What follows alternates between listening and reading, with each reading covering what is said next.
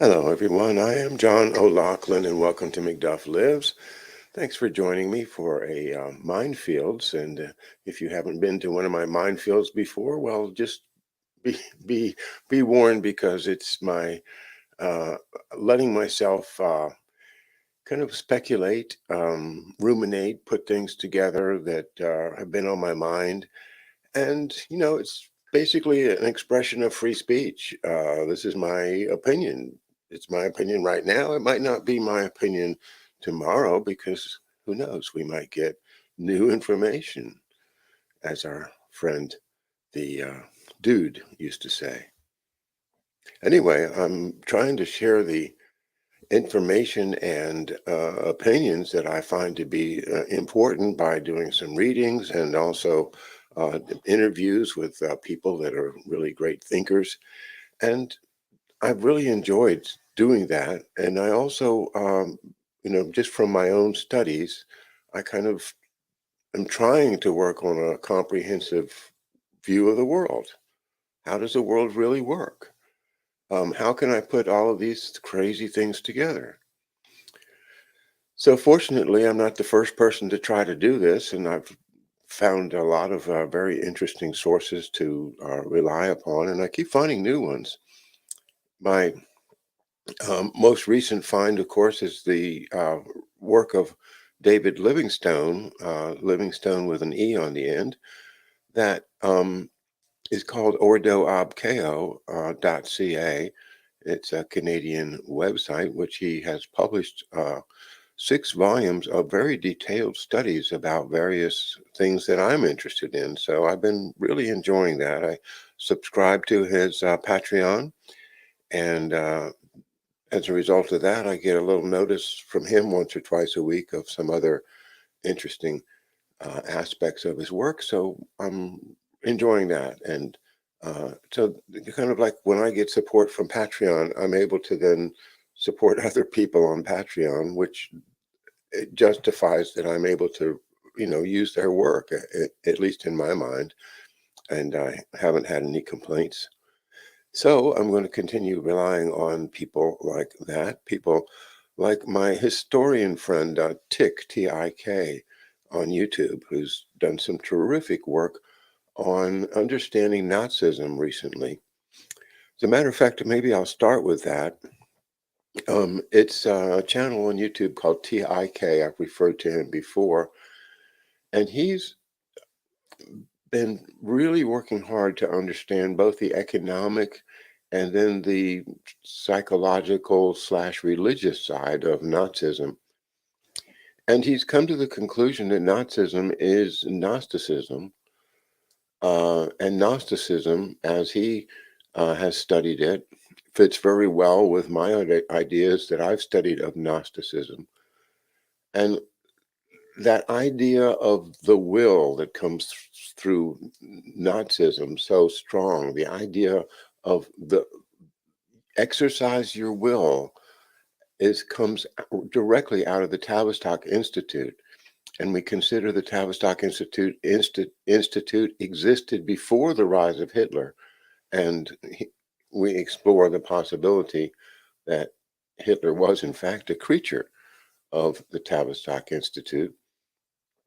The Tavistock Institute itself, of course, having been hidden from public view up until the 70s and 80s when it finally emerged. And now the dimension of it is still not known. It seems like a relatively small, if evil, cabal of people when you first encounter it.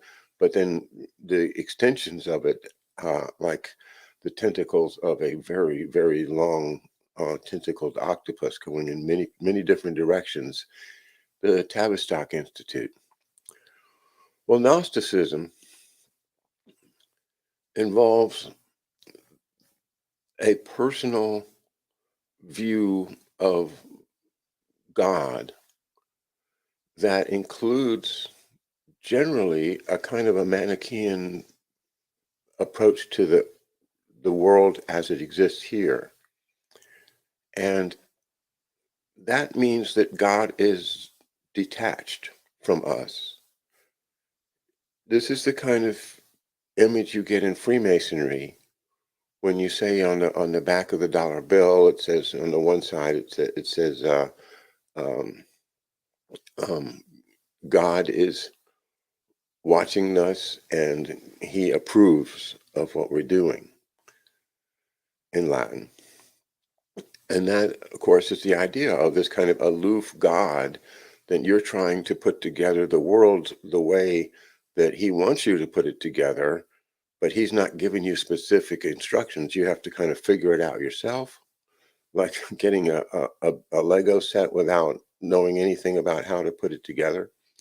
But you've got this gnosis, this extra knowledge that has come to you from the Kabbalah or from mystical Catholicism or from philosophy of the Hindus or the ancient Tibet.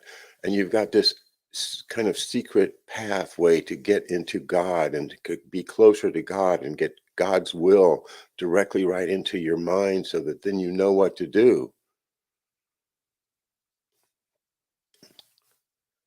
And so you take this approach to life in which you really can't have a personal relationship with God the way I think most Christians do, but you have to use your powers of, well, what they call wisdom, really, reaching out to the great Athena, the great goddess of wisdom, even Isis, to know what it is that God wants.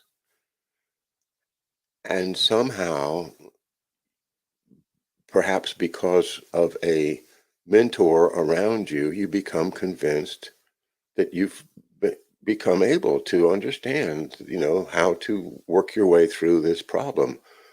And somehow, I think what goes in there subtly but clearly is the idea that from time to time, the end does justify the means.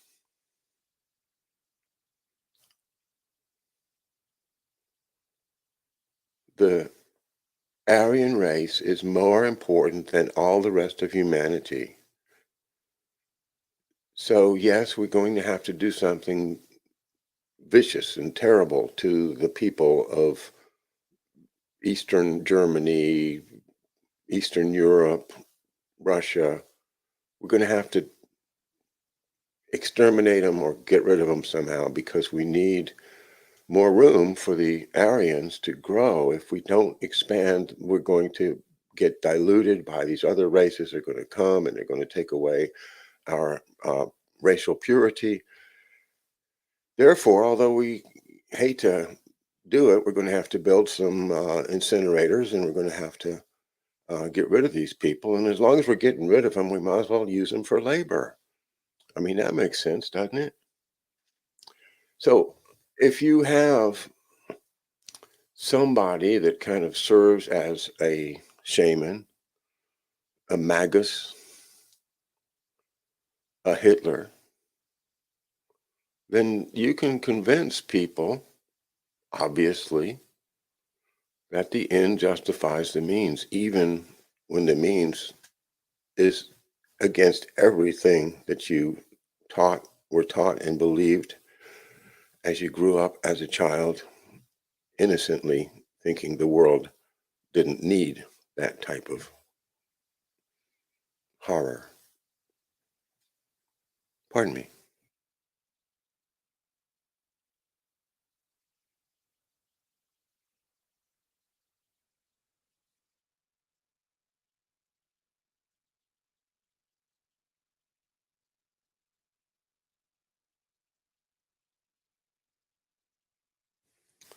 And good morning to everyone. Thanks for joining me on the chat, and thanks for joining me if you're not on the chat. Thank you for joining me on Rumble. If you haven't done that yet, please go to Rumble and sign up as a follower of McDuff Lives, all one word. We are up to about 265 now, and we need to get to 1,000 over there. And never fear, I'm going to keep going here on YouTube as long as I can because it's an easier, better program, really, to be frank, and the chat room works so well. But I also encourage you to chat on the Rumble channel. It's just that I can't watch both of them at once as things are set up right now. I do have some good news coming, though. I've been told that Rumble will be adding StreamYard to one of the sources you can use. So that will streamline our shows greatly. I look forward to them doing that. Rumble, I think, is the program of choice to get away from YouTube, and most people agree with that. I've been working with Matthew Raymer of the website Content Safe and entered into a agreement with him. We're spending some money to help get the show out on more platforms. And I recommend you guys, if any of you are looking for somebody professional to help boost your presence on the internet, and especially when we have the risk of getting taken down if we're not on an alternate channel. I think Matthew at Content Safe is certainly the guy to go to.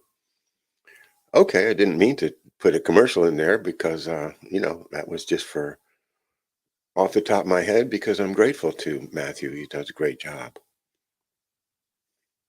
So anyway, that's the point, is to get to Rumble and subscribe there, because we've lost 2 YouTube channels already, and you never know when they will strike this one as well.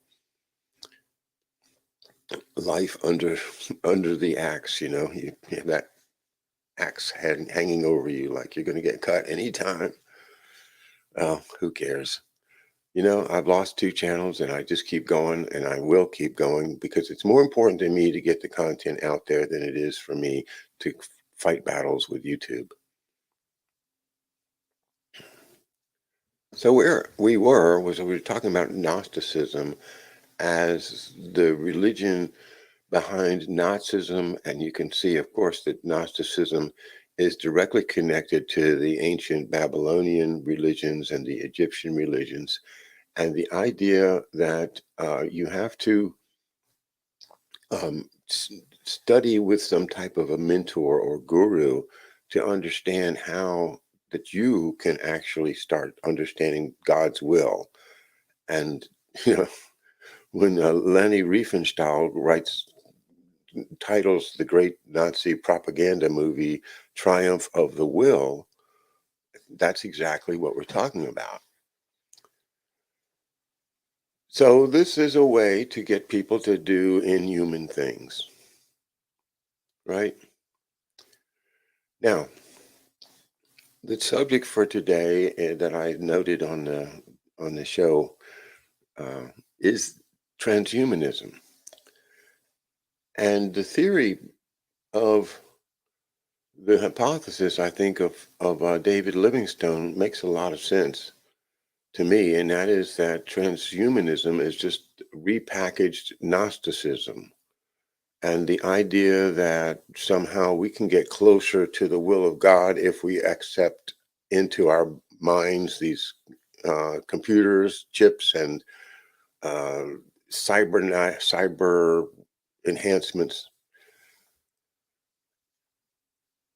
And first of all, is that really a good thing?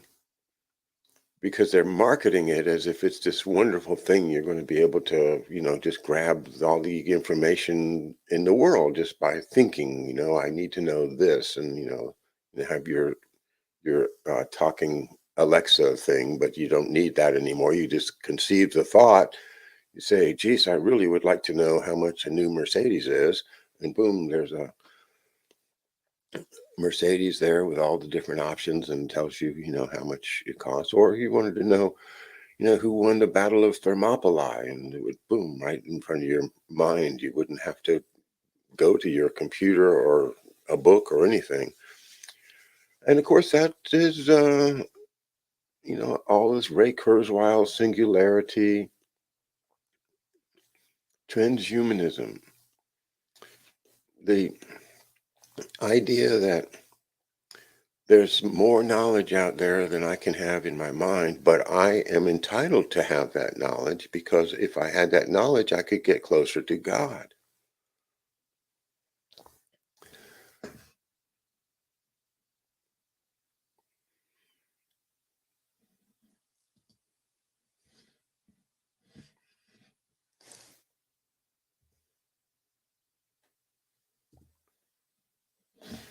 On my thumbnail for this show, I had a couple of images, and I want to see if I can. So, one of them is this lady in the middle there.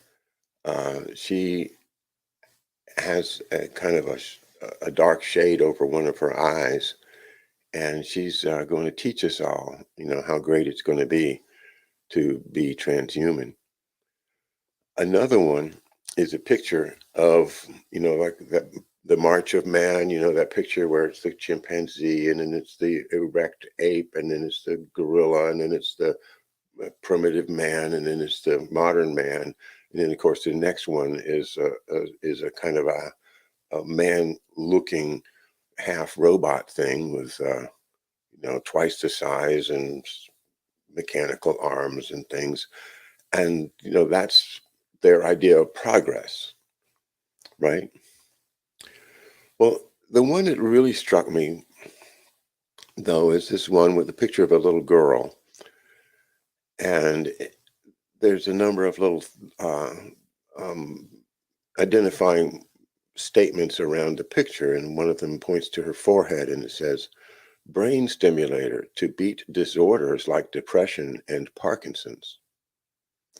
And then there's another one pointing to another part of her brain that says brain chip to improve multitasking and happiness. And then there's another one that says ear implants for super hearing. And the other one says augmented eyes that can detect liars.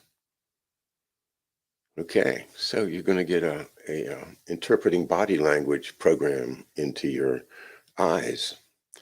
And the story says that Silicon Valley parents are providing these chips and implants to their own children in order to give them advantages.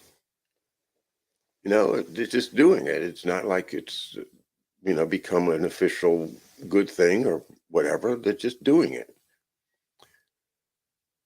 So they're experimenting on their own children because they don't know what's really going to happen if the child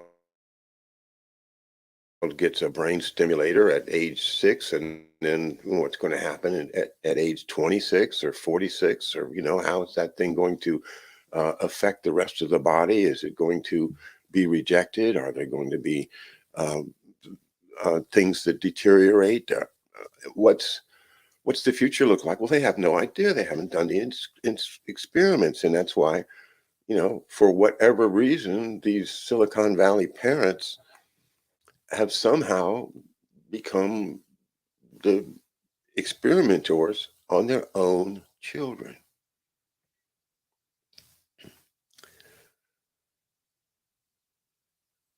And that's to show that they believe. That's to show that, hey, you know, I know that it hasn't been proven in a million laboratory tests or, blind, uh, experiments. No, but I believe in what we're doing because I have studied it. I think that it would be wrong not to give this opportunity to a child because this could make this child one of the most successful, long-lived, happy people that's ever existed. So how could I not do it? Well, if you believe, if you believe in your transhumanist agenda, then prove it. Well, this is why I think it's connected to synarchism. Dr. Alton Ochsner, Ochsner, the great orthopedic surgeon who started the Ochsner Clinic in New Orleans. Yes, the same guy that Dr. Mary Sherman was working with, the same guy that Judy Very Baker was introduced to. And through all of that reading from Ed Haslam's book, you get a picture of Dr. Ochsner as this towering figure of authority in New Orleans. We also know that they're connected to the Jesuits in New Orleans. And we can also say that Dr. Ochsner, when he got the experimental or non-proven polio vaccine from Cutter Labs, he administered it to his own grandchildren. One of them died. The other one got polio. Why did he do it? Why didn't he send it off to get tested on some prisoners in a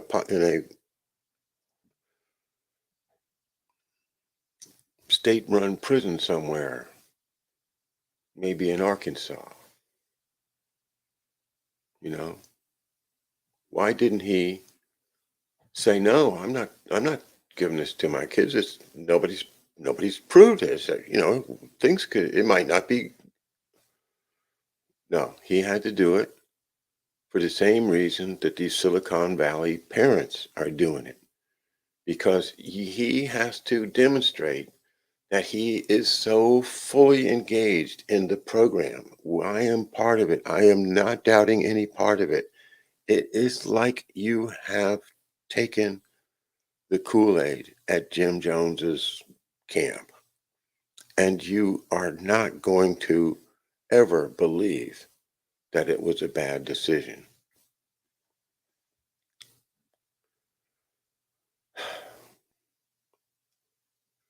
The psychological mind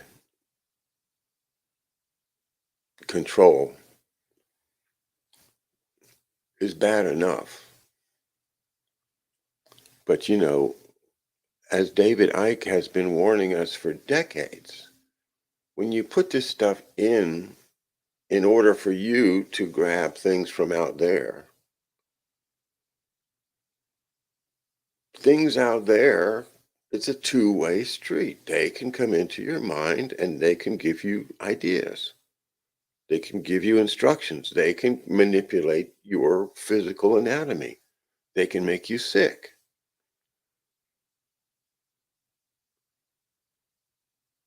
Nobody talks about that. It's all about the positive side. And this, again, unites to me the concepts of the synarchy, the European-based fascist union of nobility and old money and the ancient families and, well, you know what I mean, the synarchy. Having that belief in what it's doing is right, that total faith enables them to run terror operations, to run, the Safari Club, to operate a Murder Incorporated, to assassinate,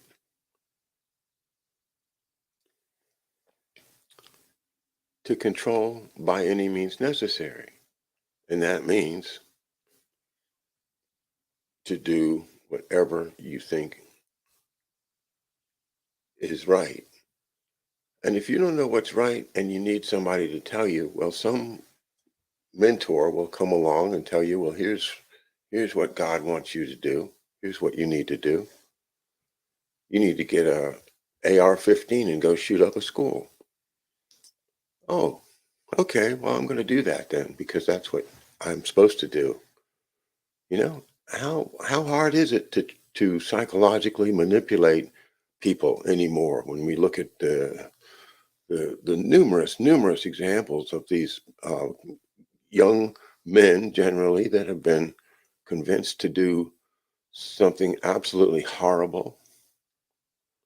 And then we're supposed to pretend that this is part of human nature, that, that's why we have to take away the guns because it's human nature that, these people, some people are crazy, some people are going to do this.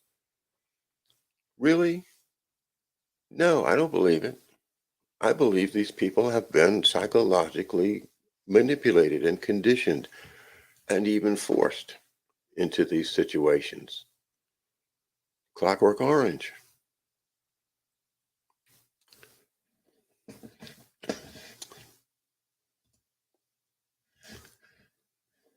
Now, I want to get into some text here from David Livingstone's Ordo ab Chao, and this is volume 5, section 9.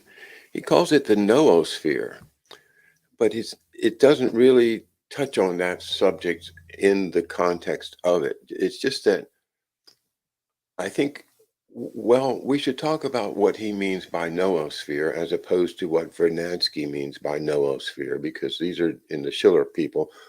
These are different ideas. The noosphere of the Schiller people is a positive, good idea that humans and only humans have a higher sense of understanding of reality and the ability to communicate among one another that creates a kind of a sphere of knowledge. And that's as far as that goes. But on the other hand, you have these synarchist types that are talking about a noosphere.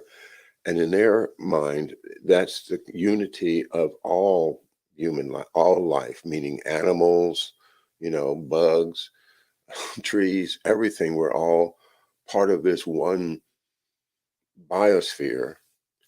And really just that enables them to treat the basic human as just another animal that needs to be controlled if it doesn't have the wisdom, the gnosis that we elites have.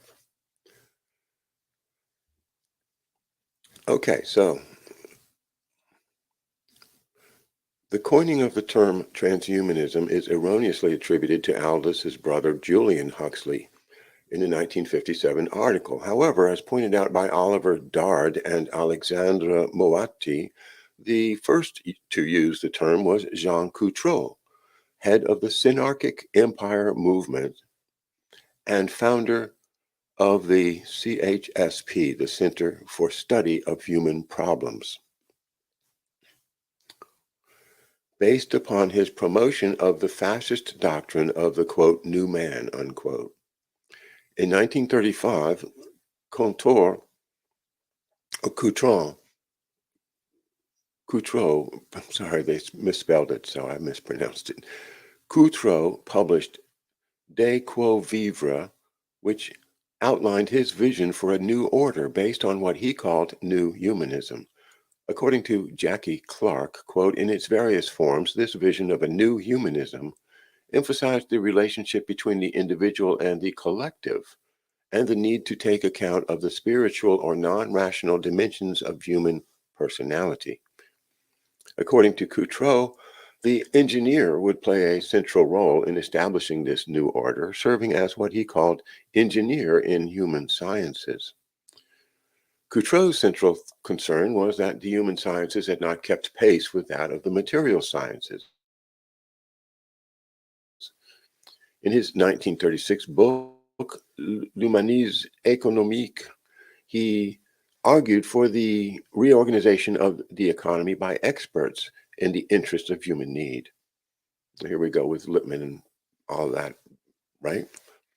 At the heart of this activity was the promise of the advent of a mystic of the future to regenerate the human species Transhumanism, the central object of the Center for Study of Human Problems, which he founded with Aldous Huxley, with support from, drumroll, the Rockefeller Foundation. Yay!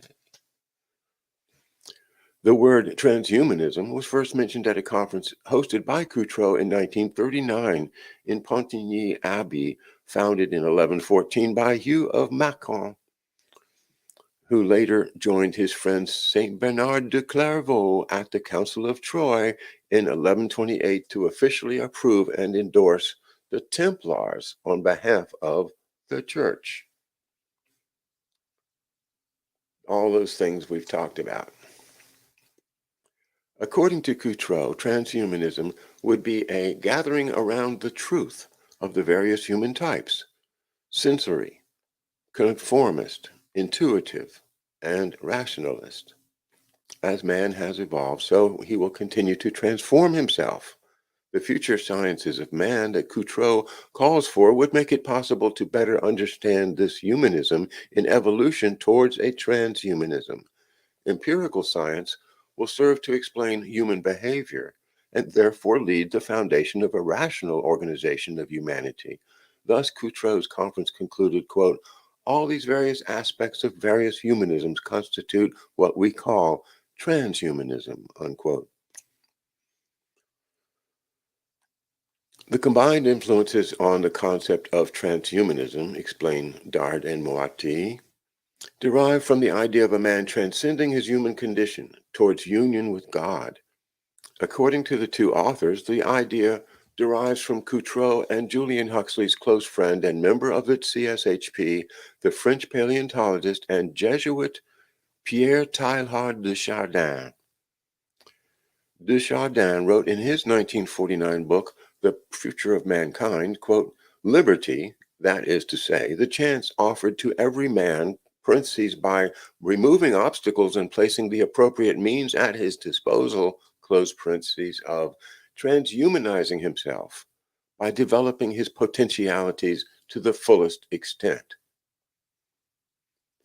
The second influence is from a secular and scientific inspiration, that of man surpassing the human condition thanks to science and technology. That is Julian Huxley's Religion Without Revelation, a religion of man. Julian was first director of UNESCO, a founding member of the World Wildlife Fund, and the first president of the British Humanist Association. Teilhard de Chardin was also the primary inspiration behind both the New Age movement and the creation of the Internet, a project associated with cybernetics and MK Ultra. I thought it was Al Gore. Considered the Catholic Darwin. The Catholic Darwin? Come on. Teilhard is known for his attempt at synthesizing Christianity and the theory of evolution. Teilhard, who was trained as a paleontologist and geologist, took part in the infamous Peking Man and Piltdown Man, the largest academic scandal in history, that attempted to substantiate the truth of Darwin's evolutionary hypothesis. Teilhard was closely associated with Aldous' brother Julian, who wrote the introduction to Teilhard's Phenomenon of Man, 1955. According to Julian, Huxley, revealing his Kabbalistic outlook, wrote, quote, evolution is nothing but matter become conscious of itself, unquote. That is a very Kabbalistic notion. So here we have the Jesuit who is a Darwinist. And you can see that once again, the Jesuits are doing things that your Catholic Church teaches you not to do. And that's because they are a military order, a military priesthood that answers only to the Pope. And since the Pope answers only to God, then whatever the Jesuits do is approved by God. Therefore, they have a license to kill. They have a license to genocide. They have a license to create biosafety lab 4 sites. They have the license to create a virus that cannot be defeated by human intervention. They have the right to create hell on earth because their mission is to bring the entire world under the Pope into the Catholic Church.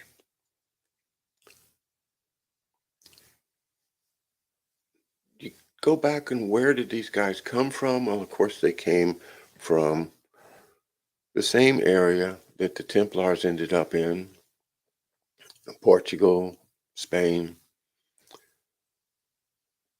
the same area where the Inquisition happened, the same area where Jewish conversos hid their continued belief in Judaism, and in particular, the kind of Judaism called Frankism. And if you have followed us along with Bill Taylor, who's been giving us some reports on his studies on Frankism, along with the various things that I've discovered on my own, this idea of Frankism is very much of a Gnostic form of Judaism that again enables and even encourages the use of inhuman means to achieve what they consider to be a good and proper end. Well, all of these things have their nuances, and they're not of any in any way all the same yet, except they do have much in common when it comes to the basic idea of forget about the golden rule. Instead, seek the internal knowledge, the secret knowledge, the gnosis of what God wants and how we can please God so that we can be closer to God only through understanding the secret stuff. So I see a lot of similarities between the Jesuits and the Frankists. And I wonder if some of these theories that Ignatius of Loyola, maybe he was a converso in the first place, and a soldier, of course, found his way to Rome and sold the Pope on the idea that he could save the Catholic Church from the evil Protestant Reformation. But that was how he got the job, right? But is he really working for the Pope, or has he and his descendants become the machine to which the Pope is simply a frontispiece? Crazy speculation. That's what happens when you come to my Mindfields shows. You never know. So Teilhard de Chardin, the primary inspiration behind the New Age movement, the Catholic Darwin. Teilhard's reading of Henri Bergson, I think it's Bergson, isn't it? The creative evolution was, he said, the catalyst of a fire which devoured already its heart and its spirit. The book provides an alternate explanation for Darwin's mechanism of evolution, suggesting that evolution is motivated by an élan vital, a vital impetus that can be understood as humanity's natural creative impulse. James intended to write the introduction to the English translation of the book, but died prior to its completion. In spite of being critical of him, de Chardin regarded James's position as somewhat akin to his own.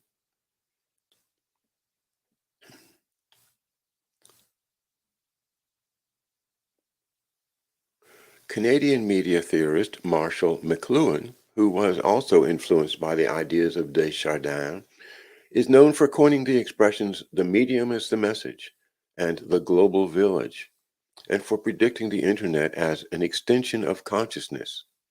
McLuhan tutored and befriended Jesuit priest Walter Ong, a friend of Desjardins, who would go on to write his PhD dissertation on a topic McLuhan had called to his attention. Ong would later become a well-known authority on communication and technology. Teilhard de Chardin also influenced Arthur C. Clarke, who explored transhumanist ideas in his 1968 novel, 2001: A Space Odyssey, which is widely considered to be one of the most influential films of all time. In his 1962 book, Profiles of the Future, Clarke predicted that the construction of what H.G. Wells called the world brain would take place in two stages. Clarke identified the first of these as the construction of the World Library, or Wells's Universal Encyclopedia, accessible to everyone from their home on computer terminals by the year 2000. Wikipedia, hello. In the second stage, the World Library would be incorporated into the world brain. Uh-oh. Wikipedia, no, get out of my brain. A superintelligent, artificially intelligent supercomputer that humans would be able to interact with to solve various world problems. Let's ask ChatGPT if that's a good idea or not. He suggested that this supercomputer should be installed in the former war rooms of the US and the Soviet Union once the superpowers had matured enough to agree to cooperate rather than war with each other. Clarke predicted the construction of the world brain would be complete by the year 2100. Arthur C. Clarke, along with OTO member Robert Heinlein. Oh, come on, Robert Heinlein is an OTO member? Okay. And Isaac Asimov, one of my favorites, I've talked about him many times, is considered one of the big three of science fiction. In the seminal short story by Isaac Asimov, The Last Question, in his book Robot Dreams, humanity merges its collective consciousness with its own creation, an all-powerful cosmic computer. The resulting intelligence spends eternity working out whether the last question can be answered, namely, quote, can entropy ever be reversed? When the intelligence discovers that entropy can be reversed, it does so with the command, let there be light. Wow. So, obviously, the ego has no bounds when your name is Arthur C. Clarke. Cybernetics. Norbert Wiener. Well, we were just talking about Norbert Wiener yesterday with our good friend David. David Cranmer Underdown show with me yesterday. Super show. I'm very grateful to David for sharing all of his immense information with us. But the connection between Robert Malone and Norbert Wiener.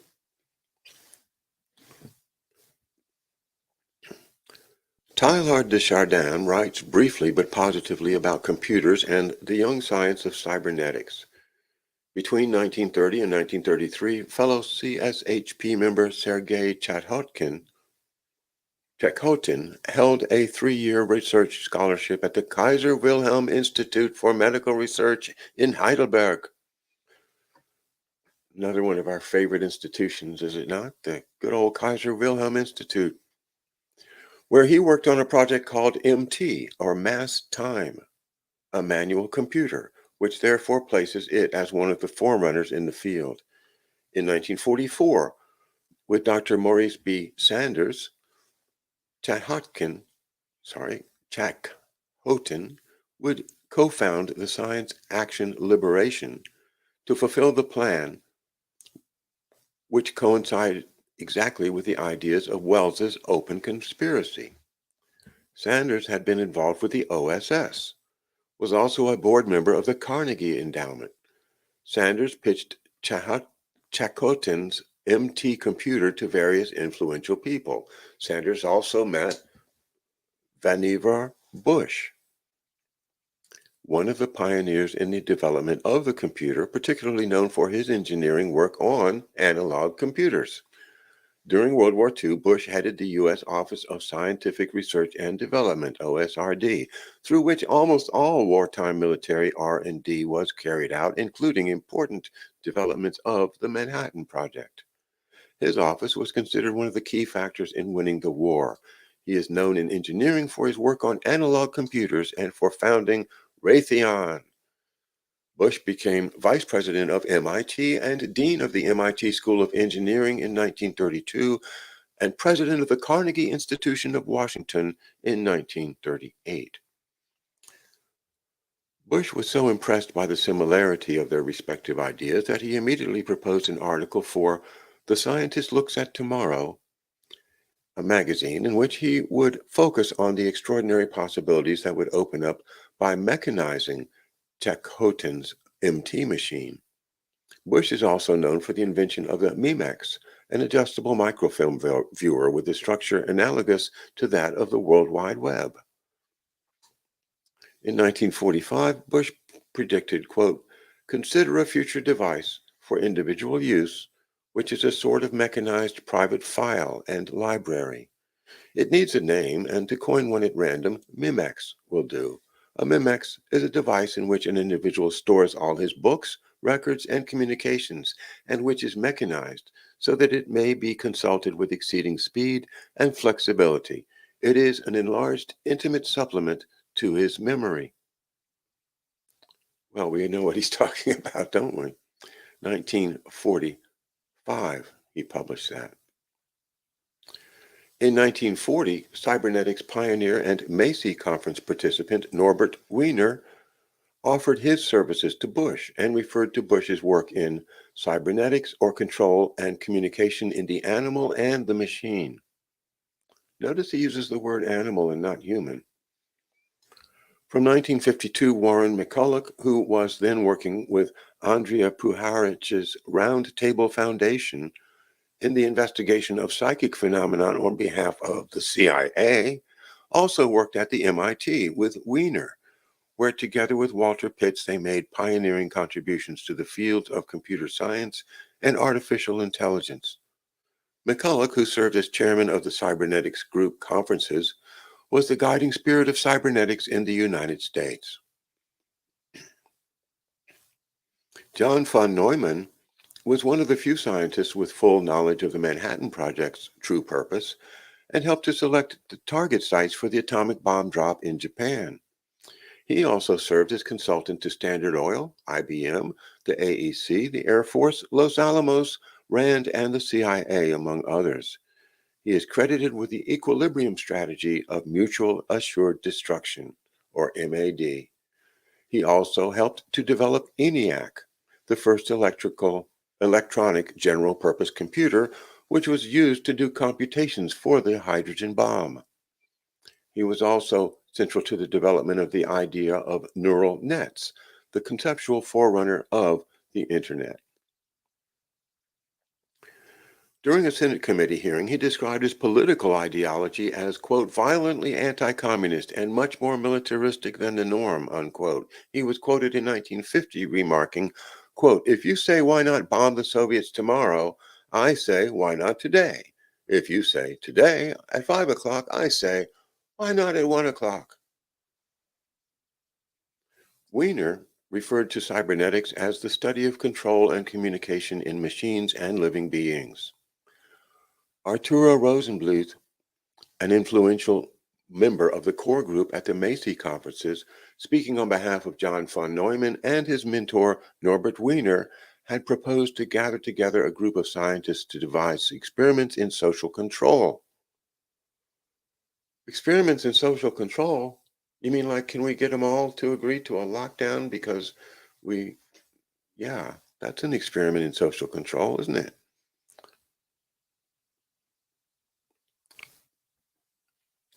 Based on the assumption that the human brain was merely a complex input-output machine and that human behavior could, in effect, be programmed on both an individual and a societal level. The theological implications of this idea were further explored in God and Golem, Inc., where Wiener compares the creative power of God with that of man creating machines, and machines ultimately reproducing themselves. Among the symbols featured on the front cover is a Masonic all-seeing eye. Wiener suggests that resistance to these ideas is rooted in the same prejudices that once stigmatized magic and draws parallels to the practices of the Black Mass as well as the Golem of Kabbalistic legend and Goethe's The Sorcerer's Apprentice. According to Wiener, if we adhere to all these taboos, we may acquire a great reputation as conservative and sound thinkers, but we shall contribute very little to the further advance of knowledge. It is the part of the scientist, of the intelligent man of letters, and of the honest clergyman as well to entertain heretical and forbidden opinions experimentally, even if he is finally to reject them. Unquote. All right, time to wrap it up.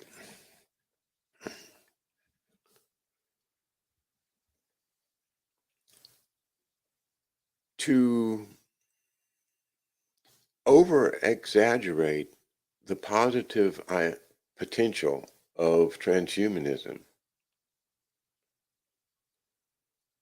they create artificial intelligence and they create this chat GPT thing, for example, where it's beyond Alexa, where you would ask, your digital assistant there to find out what the weather is in Tokyo, and they'll tell you. This is an actual communicating that can think and give you complex answers, and you can try to give it a complex question and see what comes out of it. I haven't played with it. I'm probably not going to, but it's an example of the step-by-step induction of humanity into a transhumanist state. And that deprives us of our individual freedom and our individual knowledge of our ability to have a personal relationship with God, with the Creator, with whatever it is that allows this whole biosphere to exist in the first place. And the idea that we as Christians or Jews or Muslims believe in a God that can help us by prayer, by worship, all of that, they've got to get rid of it because they want all the answers to come from the big machine, the big Wikipedia that is going to be the narrative, the definition of what exists, what is true and what is not true.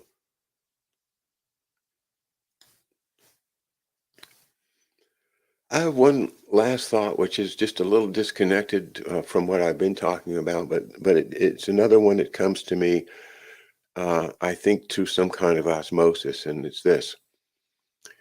Why do we have all of this provocative, violent,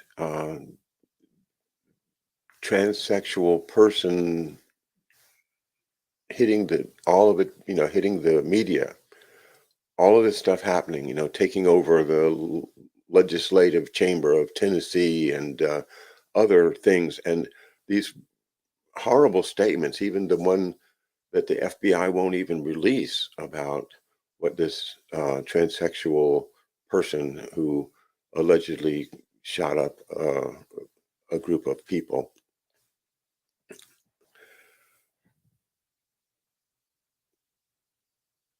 They are exposing to us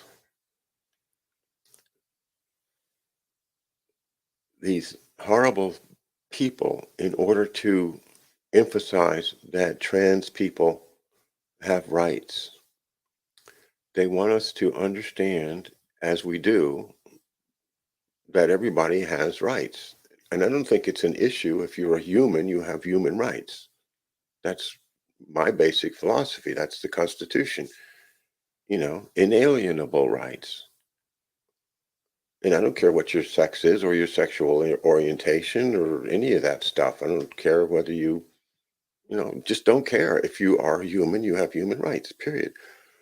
But Why then this effort to alert us to trans rights? And this is where I'm afraid that this may be some predictive programming, that the trans that they're ultimately going to be referring to is the transhuman experiments that they've created. That once we've become inured to the idea that we accept trans rights, does that just mean transsexual rights, or does it actually mean transhuman rights? Is this the slippery slope by which they get us to accept robots into human society on the theory that they have rights? You know, Data, Captain Picard, is Data a human? They want us to believe that Data is just as human as you and me. But it just ain't so. It just ain't so. So don't buy it, guys. Transhumanism is a nightmare. And if they are using inserted material from jabs, if they are sending us messages through microwaves and powerful energy weapons, if they are trying to get us to agree to a computer chip or two in our brain, it's all Barnum and Bailey salesmen, and it's a bunch of horrible, horrible traps. You don't want to be the person that put the computer chip in your child's or grandchild's brain to see them develop brain cancer and die at the age of 12. You don't want to be that person. You don't want to be the person that experiments with human life the way a doctor at Auschwitz would do it, or a doctor at McGill would do it. You don't want to be that person, because life is a lot more than just a computer, an empirical analysis, a matter of dollars and cents.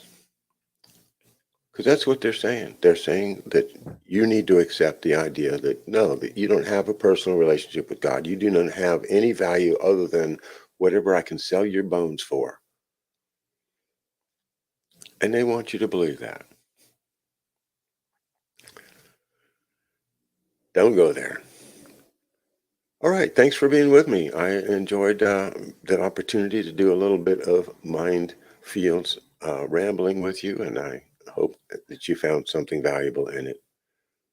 Bye now. We'll see you tomorrow for a live chat at the same time, 11 a.m. on Friday, the 12th of May, 2023.